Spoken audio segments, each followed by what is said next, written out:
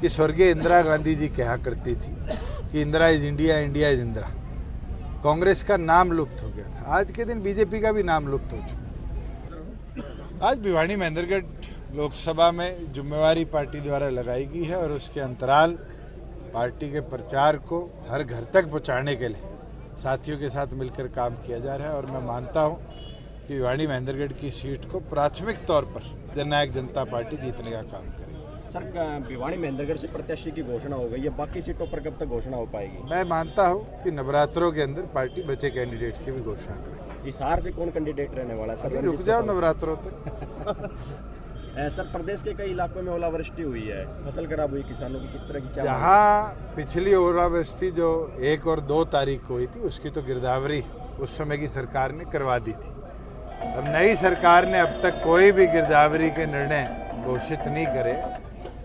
जो कल और परसों में बूंदाबांदी और ओलावृष्टि से फसल खराब हुई, मेरी तो यही मांग है कि नई सरकार तुरंत इसके लिए भी स्पेशल गिरदावरी के आदेश जारी करे। चौधरी बीरेंद्र सिंह ने बीजेपी छोड़ी है और साथ ही वो आपके जो गठबंधन थे उस पर भी सवाल करते थे, तो किस एक साल वीरेंद्र सिंह जी अपनी फ्रस्ट्रेशन दिखाते रहे, गठबंधन तोड़ो तोड़ो तोड़ो, और गठबंधन टूटने से पहले वो पार्टी छोड़ के भाग गए।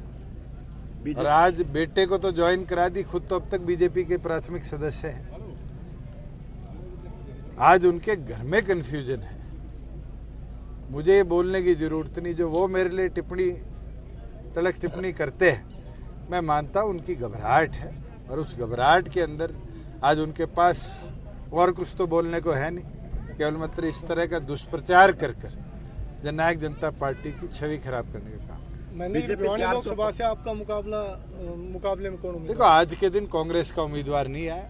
मैं मानता हूं जब तक सारी पार्टियां उम्मीदवार नहीं घोषित करेगी, मुकाबला घोषित नहीं हो। मगर आज के दिन जो जोश और उत्साह आपने भी देखा गांव में, मेरा ये मानना है कि हम इस सीट को लाखों के अंतर से। बीजेपी 400 पार का नारा दे रही, बल्कि 10 में से जो 6 कैंडिडेट है कांग्रेस बैकग्राउंड से संबंध रखते हैं। देखो, भारतीय जनता पार्टी के 400 पार नारे पर एक चीज ऐतिहासिक याद दिलाऊंगा कि स्वर्गीय इंदिरा गांधी जी कहा करती थी कि Indira is India, India is Indira. Congress का नाम लुप्त हो गया था, आज के दिन बीजेपी का भी नाम लुप्त हो चुका। और ऐसे प्रत्याशी जो बीजेपी की विचारधारा से जुड़े नहीं रहे, उनको जब उम्मीदवारी दे दी, ये दिखता है कि बीजेपी का कैडर दिन प्रतिदिन कमजोर हो रहा है। Thank you. जो अंक है मेरे मुंबई विषय और कोई रिश्तेदारी तो कर लेना, और मेरी यार सारा से रिश्तेदारी 36 बिरादरी का हम लोग तो सारा 36 बिरादरी का जो और तो सारा 36 बिरादरी का तो फिर मारो और थाल तो रिश्तेदारी भी से भाईचारों भी से तो ये सारा वोट।